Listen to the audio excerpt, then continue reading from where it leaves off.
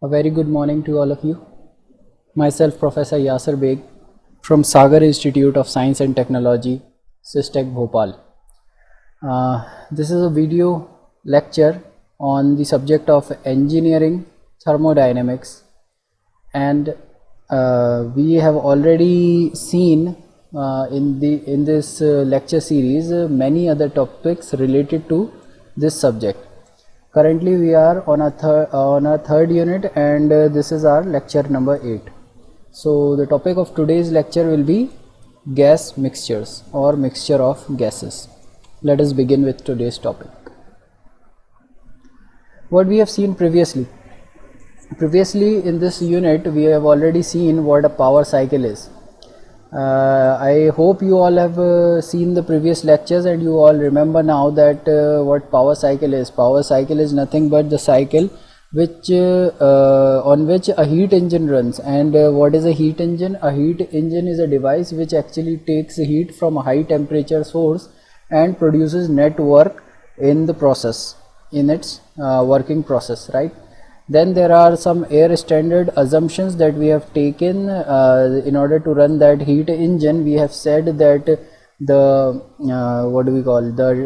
the working fluid will be basically considered to be air, and we have already made some other assumptions as well, that it also means that we are going to neglect friction. We will not be considering any change in a specific heat, and we are not going to consider that any chemical reaction will be taking place inside, or the burning of fuel will be taking place. Rather, we have said that in place of all these things, we will see that we will take that only air will be coming inside the engine, and the heat is not being provided by burning, rather it is provided by an external source, an external heating source. And similarly, the heat is rejected to an external cooling source. So these were the air standard assumptions that we have made in order to standardize our cyclic processes. And why we needed these air standard assumptions? Just to calculate the efficiency of our cycles, so that we could try and improve the efficiency of all the cycles that we have made on which various heat engines are running. The first cycle that was developed by the engineer Carnot, by the scientist Carnot, and what he said was that a cycle can be consisting of many processes, and I am going to consider that 4 processes. Those 4 processes? He has said that the 4 processes will be 2 isothermal processes, isothermal heat addition and isothermal heat rejection, and 2 will be adiabatic processes, adiabatic compression and adiabatic expansion. So these were the 4 processes involved in Carnot cycle or Carnot engine. The efficiency of Carnot engine, as we discussed, was maximum among all the cycles. Then came Otto cycle into picture. Otto cycle also took 2 processes from Carnot cycle, that is compression and expansion, and the rest of the 2 processes, that were heat addition and heat rejection, which was being done at constant temperature by Carnot. In Otto cycle, what we saw is that heat addition was being done at constant volume and heat rejection was also being done at constant volume. So this was the difference between Otto cycle and Carnot cycle. Then came diesel cycle into picture, and diesel cycle took the Otto cycle, and out of the 4 processes just changed one of the process of heat addition, and instead of heat being provided at constant volume, which was being provided in Otto cycle, diesel cycle decided to supply heat at constant pressure, right? Then came dual cycle. Dual cycle said that I am going to take both of Otto cycle and diesel cycles consideration, and what we will do is we will supply heat first partially on constant volume and then partially on constant pressure, as done by Otto and diesel separately. Dual cycle combined the effects of both the two in the heat addition process. Rest of the 3 processes was same. Then Brayton cycle was used in aircraft engines. We have seen the comparison between Otto, diesel and dual cycle, and have seen that based on compression ratio, if the compression ratio of all the three cycles are same, then Otto cycle was the best performing cycles among all these three. And if the compression ratio was changing, then diesel cycle was giving the better efficiency out of these three, whereas dual cycle was always lying in between, irrespective of the parameter that we were fixing and or making constant. Dual cycle was always giving efficiency in between Otto and diesel. And lastly, in our last lecture we have seen that other historical power cycles, naming them were Stirling cycle, Lenore cycle, and some other cycles as well. We have seen Ericsson cycle and all. So those were historically significant, but practical engines were not made or built on those cycles, and if built, they were not so efficient. That's why these cycles slowly went out of the market. So in our today's lecture, let us start with gas mixtures. So what is a gas? And now I'll switch my language to Hindi. So what is gas? Gas क्या है? We have seen in our unit 2 that any substance is available in three states, that is solid, liquid and gas, right? Solid, liquid and gas. So gas was the form of gas was the kind of matter which had the least number of intermolecular attraction. तो जो gas होती है जिस molecule से मिलकर के बनी है, वो मॉलिक्यूल्स के अंदर इंटरमॉलिक्यूलर अट्रैक्शन बिल्कुल नेग्लिजिबल होती है, इसलिए इसके मॉलिक्यूल्स फिज़िकली एक दूसरे से अटैच नहीं रह पाते और ये सेपरेटेड रहते हैं. तो ऐसे फेज़ में जब कोई भी सिस्टम रहेगा eight normal temperature and pressure, तो हम उसे गैस कहते हैं. अदरवाइज़ गैस तो हमने देखा है, यूनिट 2 में ही देखा था कि हम वाटर को भी गैस में कन्वर्ट कर लेते थे, जिसे हम वाटर वेपर कहते थे, बट वो 100 डिग्री से ऊपर जा कर के होता था, right. But normal temperature and pressure की बात करूं तो नॉर्मल टेम्परेचर एंड प्रेशर पे हमें अदर टाइप ऑफ गैसेस दिखाई देती हैं, जो कि है आपकी नाइट्रोजन गैस है, हाइड्रोजन गैस है, और ये सारी गैसेस आपने देखी हुई हैं बचपन से.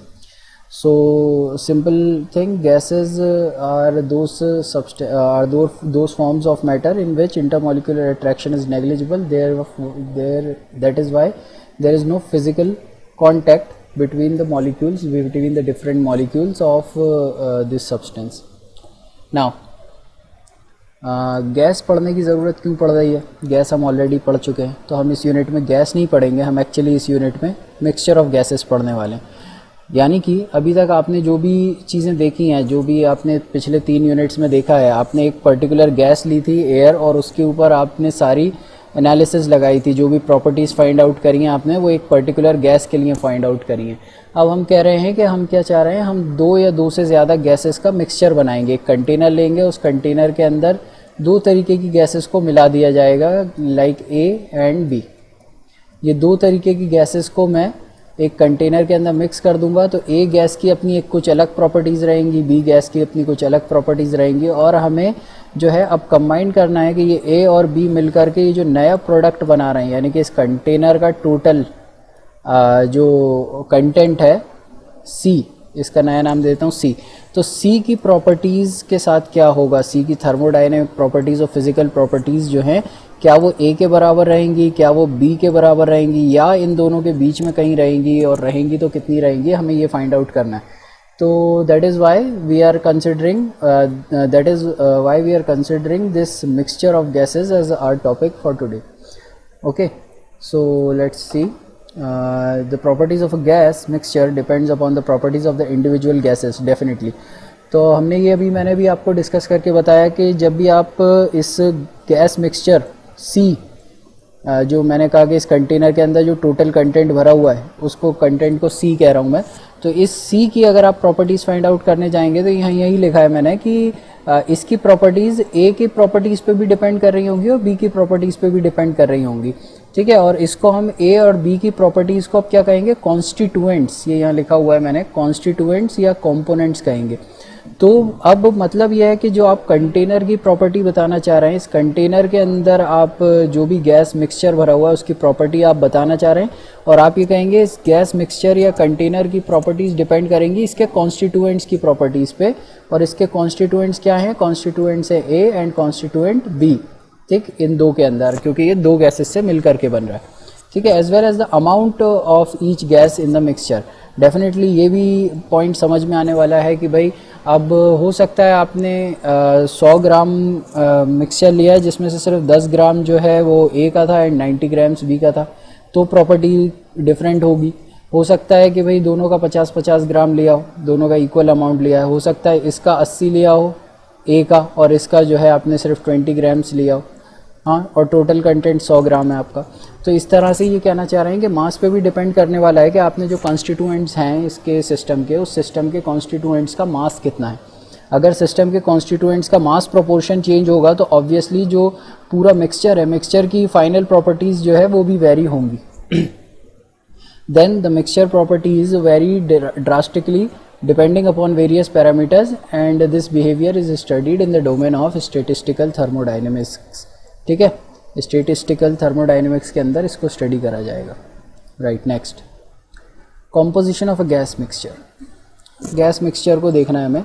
तो गैस मिक्सचर को दो तरीके से देखा जाता है, एक देखा जाता है मास फ्रैक्शन के आधार पे और एक देखा जाता है मोल फ्रैक्शन के आधार पे। अभी क्या होता है mass fraction and mole fraction, mass fraction और मोल फ्रैक्शन ये दो तरीके की एनालिसिस होती हैं, एक कहलाती है ग्रेविमेट्रिक एनालिसिस और एक कहलाती है आपकी molar analysis, gravimetric and molar analysis. Wait, in colour and I will use the red colour, yes.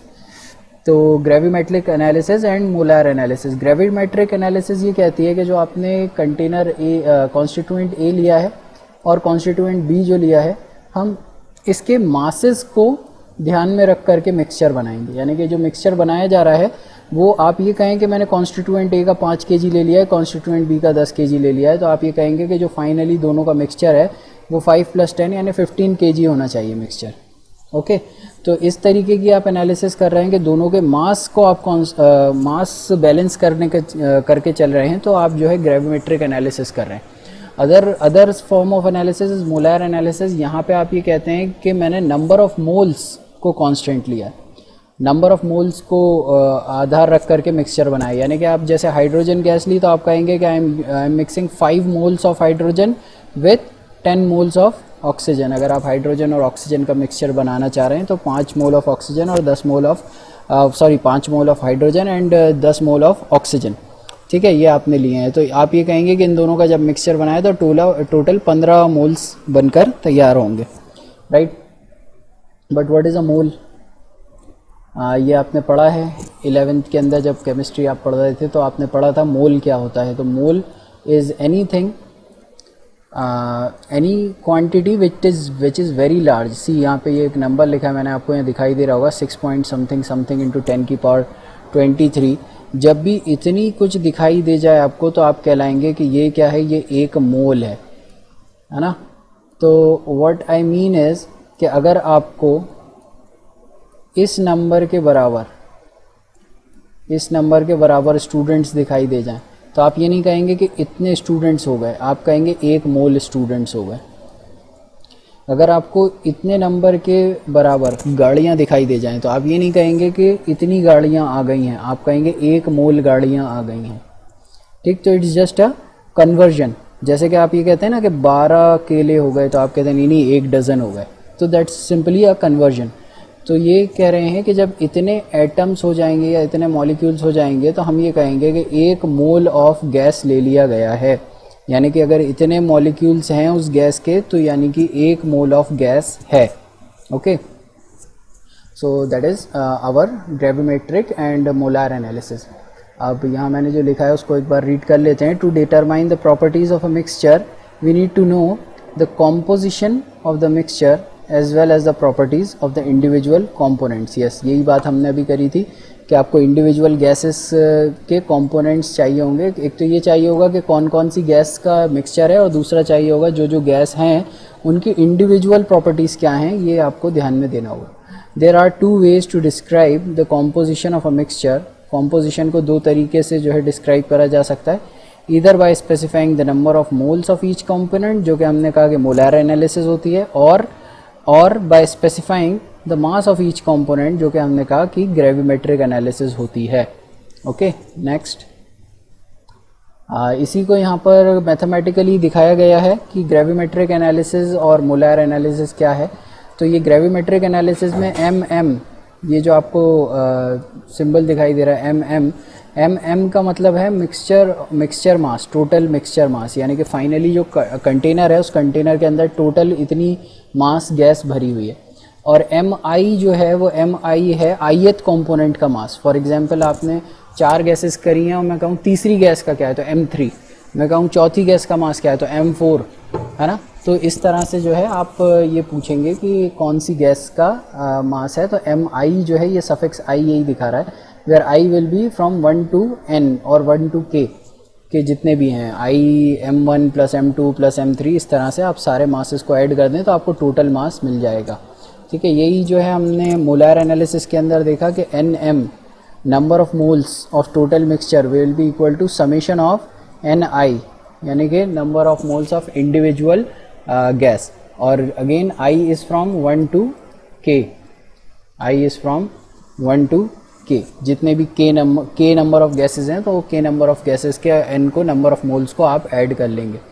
Okay, then there is a terminology that we will define and it's called as mass fraction, MF, mass fraction। तो mass fraction of ith component देख रहे हैं हम कि भाई ith component का mass fraction क्या है। फॉर एग्जांपल अगर 4 गैसेस से मिलकर के आपका मिक्सचर बना है तो मैं पूछना चाहूँ तीसरे गैस का मास फ्रैक्शन क्या है या दूसरे गैस का मास फ्रैक्शन क्या है। तो ith कंपोनेंट का मास फ्रैक्शन क्या है, तो ये कहेंगे ith कंपोनेंट का मास फ्रैक्शन निकालना है तो mass of ith component divided by total mixture mass, यानी कि आपको ये बताना है कि कितना रेशियो जो है ये आपका ith कंपोनेंट कवर कर रहा है फ्रॉम द टोटल मास। अगर इसको 100 से मल्टीप्लाई कर देंगे तो ये परसेंटेज बता देगा। फॉर एग्जाम्पल अगर 20 ग्राम है ये ith component out of 100 grams, तो ये कहेंगे कि 20% पूरे मिक्सचर का 20% जो है वो ith कंपोनेंट है। ठीक है, और अगर ये सारे मास फ्रैक्शंस को ऐड कर दिया जाए, सारे कंपोनेंट जितने आई कंपोनेंट्स हैं, अगर इन सारे कंपोनेंट्स के मास फ्रैक्शन को ऐड कर दिया जाए तो डेफिनेटली आपको 1 मिल जाएगा, राइट। इसका एक सिंपल सा आपका डेरिवेशन हो सकता है कि MF1 plus MF2 plus MF3 और सारे के डिनोमिनेटर में MM कॉमन आ जाएगा। तो LCM जब आप लेंगे तो न्यूमरेटर में M1 plus M2 plus M3 इस तरह से आ जाएगा, MF1 plus MF2 plus MF3। और आप ये क्लियरली देख रहे हैं कि सारे मासेस का सम जो है वो ऑब्वियसली टोटल मास के बराबर होगा, तो numerator upon denominator will be equal to 1। ठीक, very simple it is. On the other hand in molar analysis we have said that molar analysis में आप मास नहीं नंबर ऑफ मोल्स को consider करेंगे, तो number of moles of mixture NM and NI will be number of moles of individual gas. तो अगर आप यहाँ पे ये मैंने Y से रिप्रेजेंट करा है, अगर मैं यहाँ पर आपका टोटल मोल फ्रैक्शन निकालना चाहूँ, यहाँ मैंने क्या निकाला था मास फ्रैक्शन निकाला था आपका जब मैं ग्रेविमेट्रिक एनालिसिस कर रहा था, और यहाँ पर मैं मोल फ्रैक्शन निकाल रहा हूँ जब मैं आपका मोलर एनालिसिस कर रहा हूँ। तो मोल फ्रैक्शन जब मैं निकाल रहा हूँ तो मैं कहूँगा number of moles of ith component divided by total number of moles of the mixture. ठीक, and again similarly as gravimetric analysis, अगर आप सारे के सारे मोल्स फ्रैक्शंस को ऐड कर देंगे for the complete constituents of the gas, then आपको 1 मिल जाएगा। सिमिलरली जैसे अभी आपने ग्रेविमेट्रिक एनालिसिस के लिए करा और यहाँ पर भी आपको ये 1 मिला था, उसी तरह से आपको यहाँ मोलर एनालिसिस के लिए भी सारे इंडिविजुअल कंपोनेंट्स का मोल फ्रैक्शन ऐड करने पर 1 मिल जाएगा। Okay, next, now there is a note here, the mass of a substance can be expressed in terms of number of moles। ये कह रहे हैं कि किसी भी मास को नंबर ऑफ मोल्स से रिप्रेजेंट कराया जा सकता है, नंबर ऑफ मोल्स में चेंज कराया जा सकता है by using a simple formula, that is M is equals to capital N into capital M, where M is small m is equals to the mass कि कितना मास है, N is the number of moles कि कितने moles हैं, और M capital M is the number of is the molecular mass। For example इसका simple example देता हूँ। आपके पास जो है मान लेते हैं कि टोटल आपके पास 12 किलो केले हैं, आपने केलों का वज़न करा है बनाना का, और आप कह रहे हैं टोटल 12 किलो बनानाज है मेरे पास। और मैं ये कह रहा हूँ कि आपके पास टोटल 24 बनाना है, नंबर ऑफ मोल्स मैं कितने कह रहा हूँ 24 है। तो यानी कि पर बनाना का आपका वेट कितना हो जाएगा, अगर आपको वो निकालना है तो ये हो जाएगा आपका मॉलिक्यूलर वेट यानी कि मोलार वेट। ओके, तो यही सेम लॉजिक आप निकालेंगे यहाँ से, तो आपका 0.5 kg आएगा कि हर बनाना ऑलमोस्ट 0.5 kg का होगा। ओके, तो यहाँ पर जो आपको ये लिखा हुआ दिख रहा है सिंपल सा फॉर्मूला ये वही है कि mass of the substance is equals to number of moles, कि कितने नंबर हैं, इनटू मॉलिक्यूलर मास, के एक मॉलिक्यूल का मास कितना है। ओके, तो molar mass of the mixture can be express by molar mass is equals to m divided by n। अगर मैं किसी mth टोटल मिक्सचर का मॉलिक्यूलर मास जानना चाहूँ तो वो होगा टोटल मिक्सचर का mass divided by total mixture के नंबर ऑफ मोल्स, राइट। और टोटल मिक्सचर के नंबर ऑफ मोल्स, और यहाँ पे है टोटल मिक्सचर का नंबर ऑफ टोटल मिक्सचर का मास।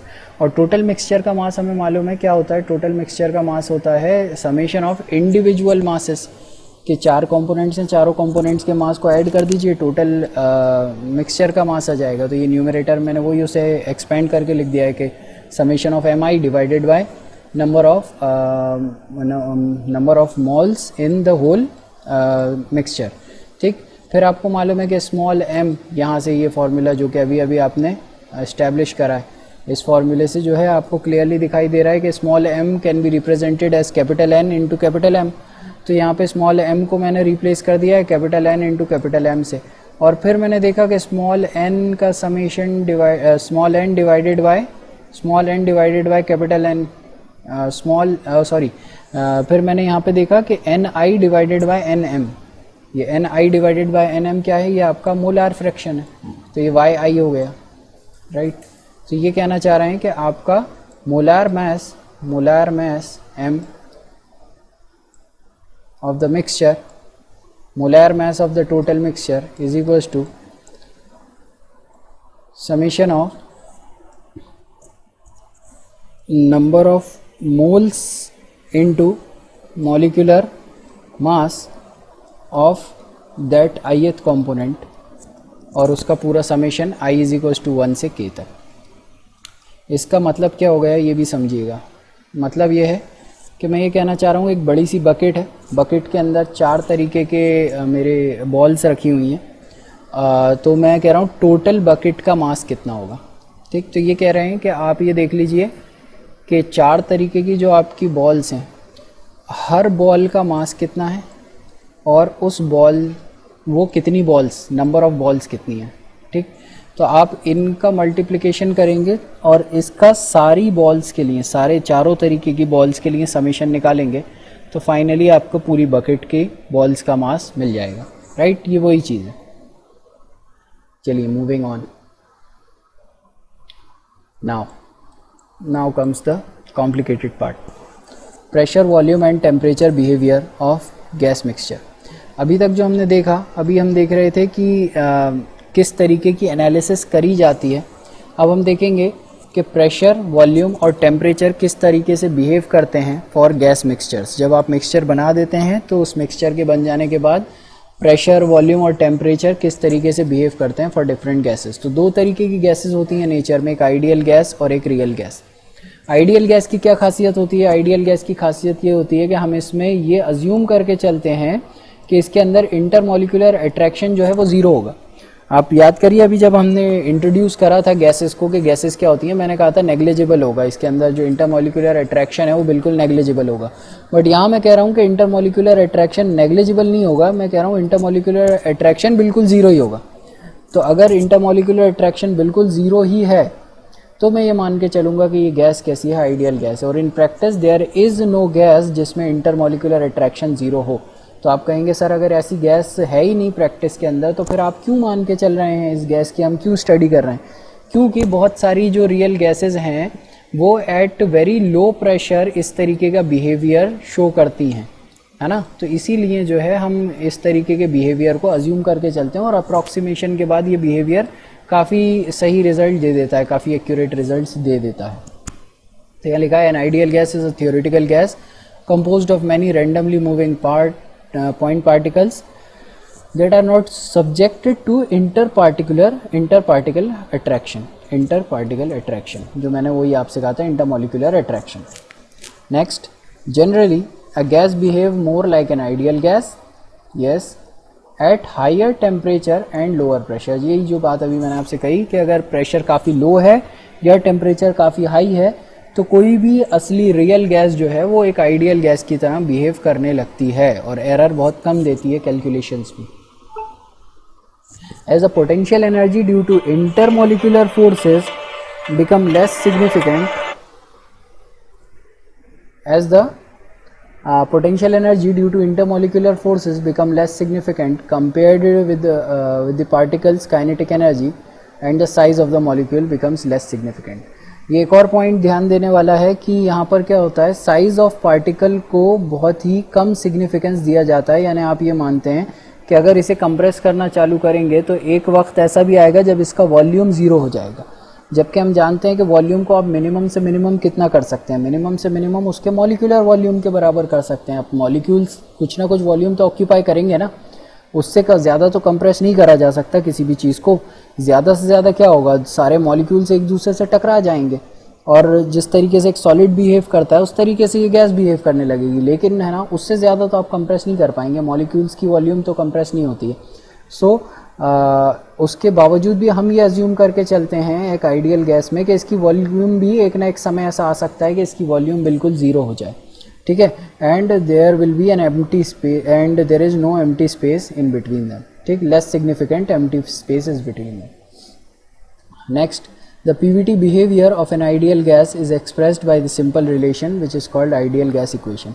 अब यहाँ पे मैंने आपको वो बचपन की चीज़ें दोबारा लिखकर नहीं बताई हैं, लेकिन हाँ आपने दो लॉ पढ़े थे, बॉयल्स लॉ और चार्ल्स लॉ, आपको याद होगा है ना, Boyle's law and Charles law. Boyle's law आपसे कहता था क्या कि pressure and volume are inversely proportional, and Charles law कुछ कहता था कि volume and temperature are directly proportional at constant pressure. इस तरीके की बातें करते थे और जब इन दोनों को मर्ज करते थे तो हमें आइडियल गैस इक्वेशन मिलती थी, PV is equals to nRT, जहाँ पे P was the pressure of the gas, V is the volume of the gas, then N are the number of moles, T is the temperature of the gas and R is the gas constant. R is the gas constant. और gas constant जो है, gas constant की value होती है आपकी हमेशा, क्योंकि ये कांस्टेंट है, गैस के लिए हमेशा कांस्टेंट ही रहेगा, तो इसकी वैल्यू होती है 8.31 इंटू जूल पर केल्विन पर mole. So that was for ideal gas. Now for real gases. Real gases are non ideal gases whose molecules occupy space and have interactions. यही बात जो कि आइडियल गैस में नहीं थी वो रियल गैसेस में है. अभी हमने बताया कि आइडियल गैस के अंदर क्या नहीं होना चाहिए, इंटरमॉलिक्यूलर अट्रैक्शन नहीं होना चाहिए. तो रियल गैस में क्या होना चाहिए, इंटरमॉलिक्यूलर अट्रैक्शन होना चाहिए. फिर आपने कहा कि आइडियल गैसेस के मॉलिक्यूल्स कोई स्पेस ऑक्यूपाई नहीं करते हैं, बिल्कुल उनका मॉलिक्यूलर वॉल्यूम जो है नेग्लिजिबल होता है. नेग्लिजिबल क्या होता ही नहीं है. यहाँ पे हम कह रहे हैं कि इसके मॉलिक्यूल्स वॉल्यूम ऑक्यूपाई करते हैं और इनका जो है वॉल्यूम को आप निगलेक्ट नहीं कर सकते. तो that is the simple difference between ideal gas and real gas. तो consequently they do not adhere to the ideal gas law. तो इसीलिए जो आइडियल गैस लॉ बनाया गया है PV is equals to nRT, आपकी रियल गैसेस जो हैं वो लॉ फॉलो नहीं करती हैं, है ना. वो लॉ जो है करेक्ट रिजल्ट नहीं दे पाता है in case of ideal gases. Why? Because of these two assumptions. तो now to understand the behaviour of the real gas, तो रियल गैस के बिहेवियर को अंडरस्टैंड करने के लिए फिर कुछ करना पड़ेगा, क्योंकि भाई आइडियल गैस इक्वेशन से तो काम चल नहीं रहा है. तो अगर इसके बिहेवियर को स्टडी करना है तो क्या करना पड़ेगा, तो इसको कई चीज़ों का ध्यान रखना पड़ता है. सबसे पहला ध्यान रखा जाता है कंप्रेसिबिलिटी इफेक्ट, कि कंप्रेस जब हो रहा है तो कंप्रेसिबिलिटी फैक्टर को ध्यान में रख करके काम करा जाएगा. Compressibility factor strength of materials के अंदर एक टर्मिनोलॉजी होती है उस सब्जेक्ट के अंदर जो आपने पढ़ी है, K is nothing but what do we call, compressibility factor is the change in pressure required in order to create a volumetric strain. I think so. The change in pressure required in order to create a volumetric strain. That is compressibility factor. तो compressibility factor देखा जाता है कि कितना आप जो है इसे कंप्रेस कर पा रहे हैं। तो जो आप PV is equals to NRT अभी कह रहे थे कि PV is equals to NRT, इसको K की जगह मैं Z से रिप्रेजेंट कर लेता हूँ क्योंकि आइडियल गैस में से Z से रिप्रेजेंट करा जाता है। तो PV is equals to NRT जो हो रहा था PV is equals to Z into NRT हो जाएगा। ओके तो ये सिर्फ Z एक एक्स्ट्रा टर्म आ जाता है यहाँ पे, एक एक्स्ट्रा चीज़ जो इस इक्वेशन में मल्टीप्लाई हो जाती है over the right hand side. इस Z को आप कहते हैं कंप्रेसिबिलिटी फैक्टर। ये उस गैस का, हर गैस का कंप्रेसिबिलिटी फैक्टर रहेगा कि कितना चेंज इन प्रेशर आने पे उसके वॉल्यूम में कितना स्ट्रेन आएगा, ये चीज़ ध्यान रखी जाती है कंप्रेसिबिलिटी फैक्टर के अंदर।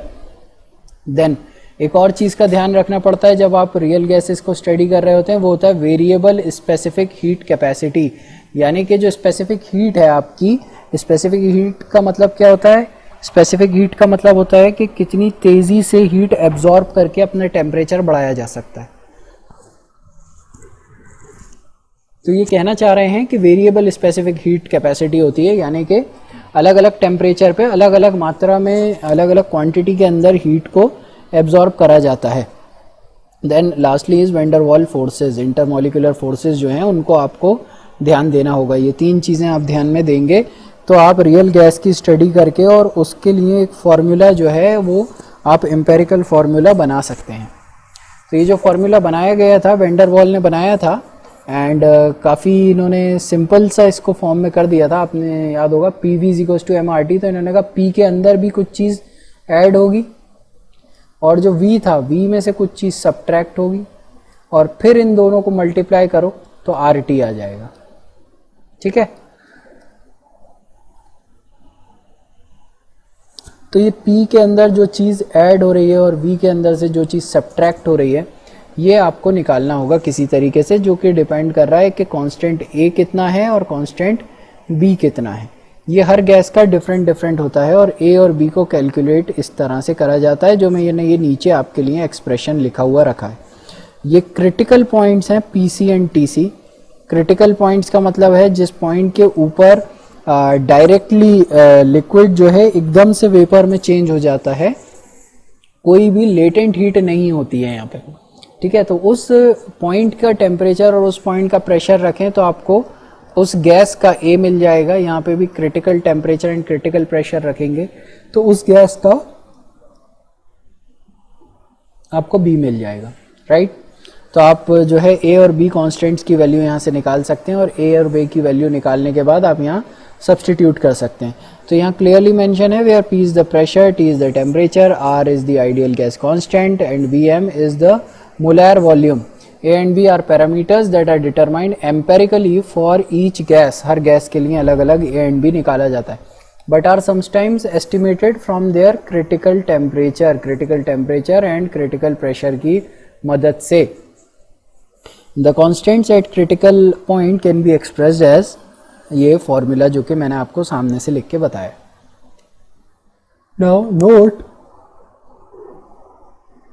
when two or more ideal gases are mixed, दो या दो से ज़्यादा आइडियल गैसेस को मिक्स अगर करा जाता है, then the behavior of molecule normally is not influenced by the presence of similar or dissimilar molecules and therefore a non-reacting mixture of ideal gases also behaves as an ideal gas। ये कह रहे हैं कि अगर आपका container था, container में दो गैसेस थी, एक थी A और एक थी B, तो ये कहना चाह रहे हैं A और B को आपने मिला दिया, तो अगर ये दोनों आइडियल गैसेस हैं तो A को फर्क नहीं पड़ेगा कि B यहाँ बैठा हुआ है और B को फर्क नहीं पड़ेगा कि A यहाँ बैठा हुआ है। यानी कि B की प्रॉपर्टीज, केमिकल प्रॉपर्टीज या फिजिकल प्रॉपर्टीज A की प्रॉपर्टीज पर असर नहीं डालेंगी एंड A की प्रॉपर्टीज B की प्रॉपर्टीज के ऊपर कोई असर नहीं डालेंगी। क्लियर है? इस तरीके के सिस्टम को आप कहते हैं नॉन रिएक्टिंग सिस्टम। जबकि अगर A और B आपस में एक दूसरे को इन्फ्लुएंस करने की कोशिश कर रहे होते तो उस तरीके के सिस्टम को आपका कहा जाता है रिएक्टिंग सिस्टम, जो कि हमारा लास्ट यूनिट जो है हमारा रिएक्टिंग सिस्टम से जो हमें पढ़ना है इसके बाद, इस यूनिट के बाद। Then when a gas mixture consists of real gases, अब अगर ये कह रहे हैं कि आइडियल गैस की जगह रियल गैस होगी, तो रियल गैसेस के मिक्सचर को किस तरीके से प्रिडिक्ट करा जाएगा, तो the prediction of Pvt behaviour of the mixture becomes rather involved. तो मतलब जो पीवीटी बिहेवियर है वो मिक्सचर का, वो एक दूसरे के इफेक्ट से एक दूसरे को इन्फ्लुएंस करेगा और वो उसका इन्वॉल्वमेंट देखने को मिलेगा आपको।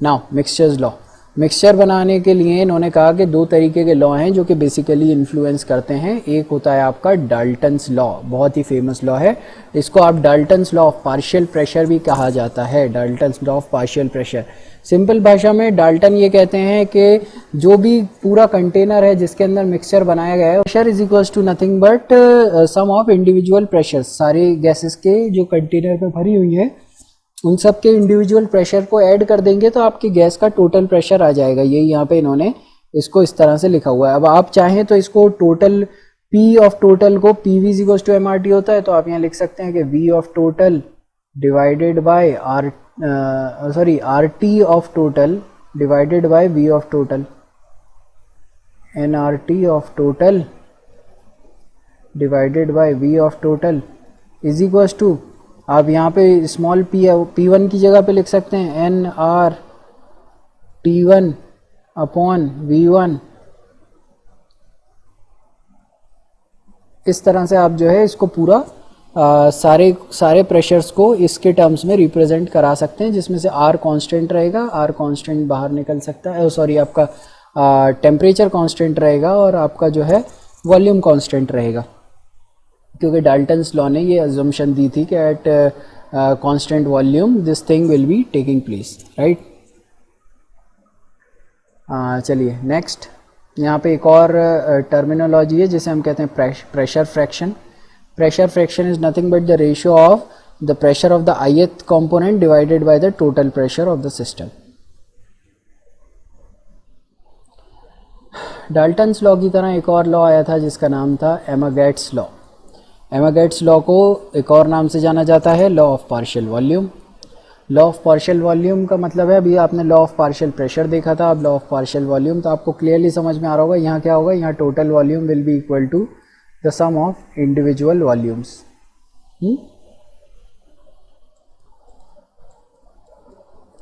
Total volume will be equal to the sum of individual volumes. तो according to Amagat's law of partial volume, the total volume of non-reacting mixtures of a gas at constant temperature and pressure, वहाँ पे क्या Dalton's law ने क्या कहा था, temperature and volume constant रहेगा, ये कह रहे हैं टेम्परेचर एंड प्रेशर कांस्टेंट रहेगा।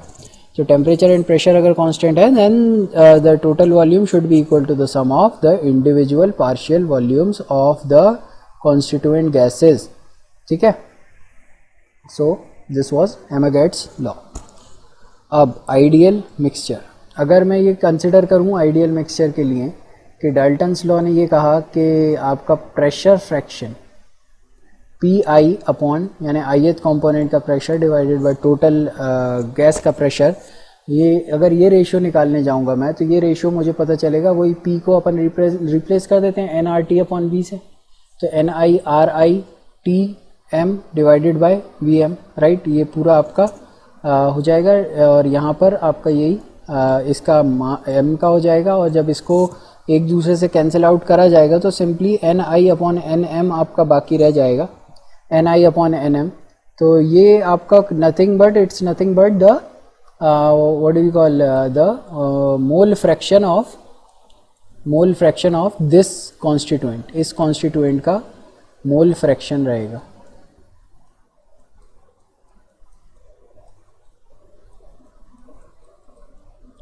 Mole fraction, right. Dalton's law tells that the आपका pressure fraction is equal to the Amagat's law is telling us that the volume fraction VI upon VM at constant temperature and constant pressure. तो VI upon VM, PI again PV is equal to nRT से VI को जो है आप change करवा लेंगे कि TRTI nRTI divided by PI, right. उस तरह से आप इसको चेंज कराएंगे, इसी PV is equal to MRT से आप VM को चेंज कराएंगे और इसको रेशियो में कन्वर्ट करने के बाद फाइनली जब आप एक दूसरे से कैंसिल होने वाली चीज़ों को कैंसिल आउट करेंगे तो आपको पता चलेगा कि this is also equal to the mole fraction, ठीक, ऑफ दैट गैस। तो इन दोनों से, डाल्टन्स लॉ से एंड एमेगेट्स लॉ से, दोनों को कंपेयर करने के बाद हमें पता चल रहा है कि pressure fraction is nothing but volume fraction and it is nothing but what do we call are molar fraction, ठीक, और मोल फ्रैक्शन। तो ये तीनों क्वांटिटीज आपस में बराबर रहेंगी for an ideal gas, for an ideal gas. That is what is being told here, that the quantity Pi will be equal to Yi into Pm. It is called partial pressure and this is called as partial volume. Real gas mixture. Real gas mixture की बात करें तो अभी तक आपने देखा कि ideal gas mixture चल रहे थे, डाल्टन लॉ लगाया था, एमेगेट्स लॉ लगाया था और सिंपली जो है आपने सॉल्व कर लिया और आपको प्रेशर, वॉल्यूम और टेम्परेचर का आपस में बिहेवियर पता चल गया था। बट जब आप रियल गैसेस पे आ जाते हैं तो रियल गैसेस के अंदर आपको ध्यान देना होता है कुछ और चीज़ों का, जो कि होता है आपका कंप्रेसिबिलिटी फैक्टर। तो आप simply PV is equals to NRT ना करके PV is equals to Z into NRT करते हैं, जहाँ पे Z जो है आपका कंप्रेसिबिलिटी फैक्टर होता है। और हर गैस का कंप्रेसिबिलिटी फैक्टर अलग अलग होता है, तो आपको सारी गैसेस का कंप्रेसिबिलिटी फैक्टर भी निकालना पड़ेगा, राइट। तो यहाँ पे यही लिखा है कि कंप्रेसिबिलिटी फैक्टर ऑफ मिक्सचर, पूरे मिक्सचर का एक साथ का compressibility factor can be expressed in terms of compressibility factor of the individual gases. Her gas के इंडिविजुअल कंप्रेसिबिलिटी फैक्टर को आपको कैलकुलेट करना है और इसके टर्म्स में निकालना है, और वो निकाल करके आप जो है इस इक्वेशन में पुट कर सकते हैं। This is the equation that is showing the exact same thing, जो भी अभी मैंने बताया है, this is showing the exact same thing, okay. Then the compressibility factor approach in general gives more accurate results when the Zi are evaluated by using Amigat's law instead of Dalton's law.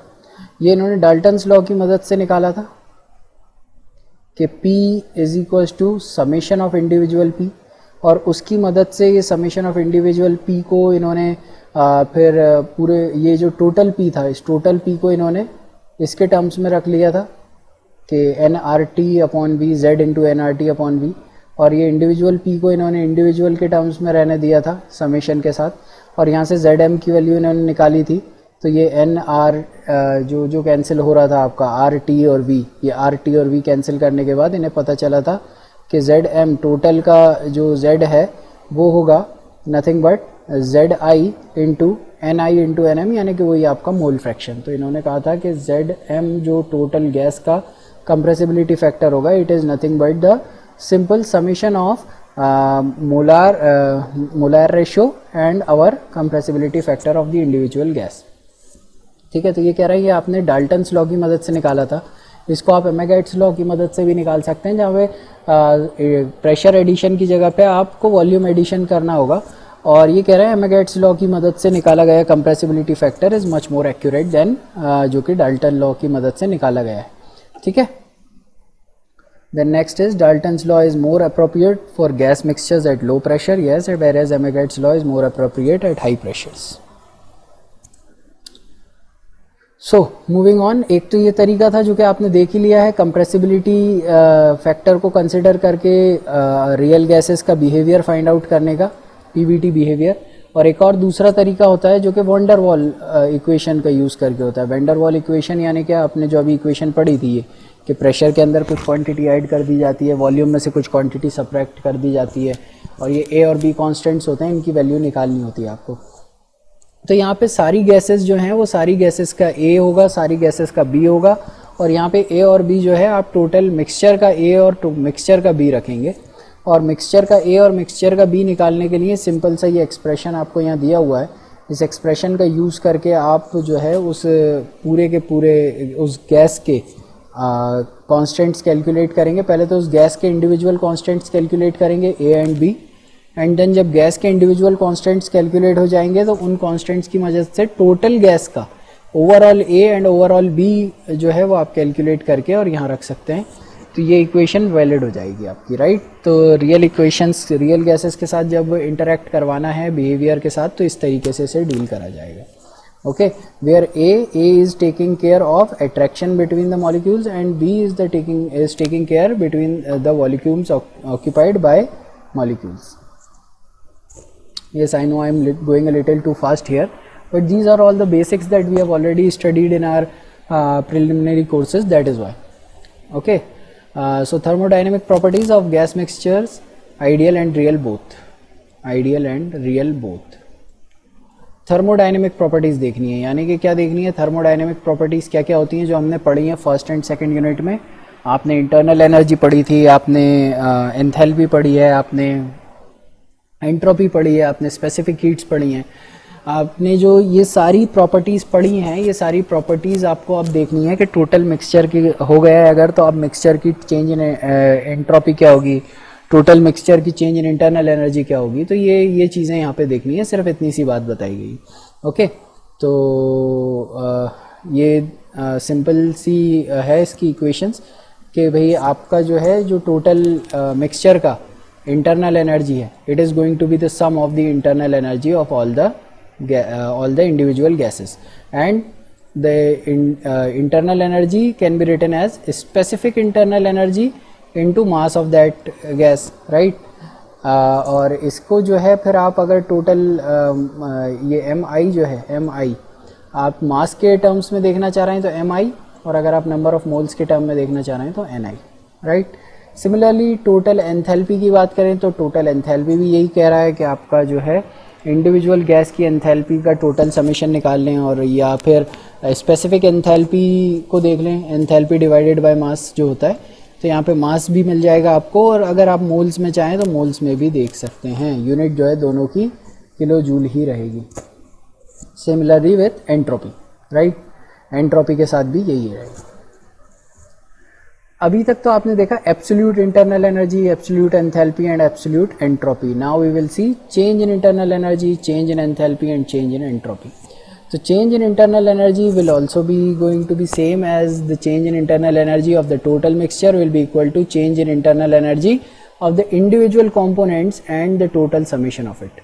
सारे individual components का total summation करेंगे और summation करने के बाद add करने के बाद उसे इस equation में put कर देंगे, तो आपको पता चल जाएगा कि भाई उस पूरे के पूरे mixture की कितने internal energy में change आया. ठीक है, for example अगर एक कंटेनर में 5 गैसेस थी, आप ये जानना चाह रहे हैं कि टोटल कंटेनर की एनर्जी पहले और अभी के मुकाबले में कितना चेंज आ गया है, तो आप ये देख लें कि उन पांचों गैसेस के इंटरनल एनर्जी में कितना चेंज आया है. अगर पांचों गैसेस के अंदर इंटरनल एनर्जी में चेंज आया है तो उन पांचों गैसेस की इंटरनल एनर्जी के चेंज को ऐड कर लिया जाए, तो आपको ये पता चल जाएगा कि टोटल जो कंटेनर है उसके अंदर जो मिक्सचर भरा हुआ है उस मिक्सचर की इंटरनल एनर्जी में क्या चेंज आया है. And again similar total enthalpy को आप लिख सकते हैं स्पेसिफिक टोटल इंटरनल एनर्जी को आप लिख सकते हैं specific internal energy small you into mass, right. उस गैस का मास इनटू उस गैस की change in specific internal energy, या फिर इसको नंबर ऑफ मोल्स के टर्म्स में भी लिखा जा सकता है. Similarly with enthalpy and similarly with entropy. अब तीनों को मैं सेपरेटली नहीं बता रहा हूँ, बट एग्जैक्टली जिस तरह से ये इंटरनल एनर्जी का कराया उसी तरीके से एंथैल्पी का भी एंड उसी तरीके से एंट्रोपी का भी होता है, राइट.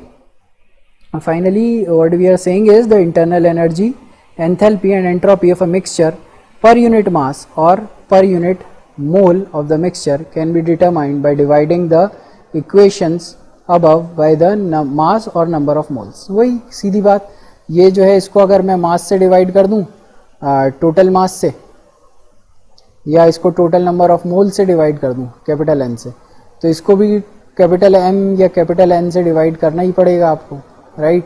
इसको भी करना ही पड़ेगा ना इस तरह से. तो ये कह रहे हैं अगर आप उसे कर देंगे तो कैपिटल एन आई अपॉन एन ये हो जाएगा आपका मोल फ्रैक्शन, और एम आई अपॉन एम ये क्या हो जाएगा आपका मास फ्रैक्शन.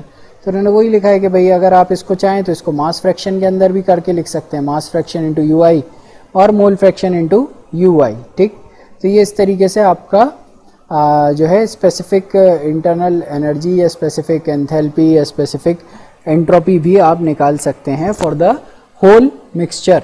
ठीक है, सिंपल से फॉर्मूलाज हैं, आप इजीली इन्हें याद रख सकते हैं. So I think that is enough for the mixture of gases. ये यूनिट जो है काफ़ी बेसिक यूनिट था, 11th क्लास में हम पढ़ भी चुके थे. और इसको सिर्फ यहाँ पे रिवाइज करने की ज़रूरत थी, तो हमने रिवाइज करा है. And this completes our unit 3 now, and in the next class we will be starting the non-reacting systems. Non-reacting systems also is not that lengthy of a topic. It will be end very soon, and I think in the next couple of videos our whole syllabus will be finished. But you all know that I do derivations, and I also do some of the discussions of these video lectures over our discussion class. So be prepared for the discussion class after watching this video, and I hope that you will have some good questions for both of us, right? Okay then, thank you very much and have a nice day.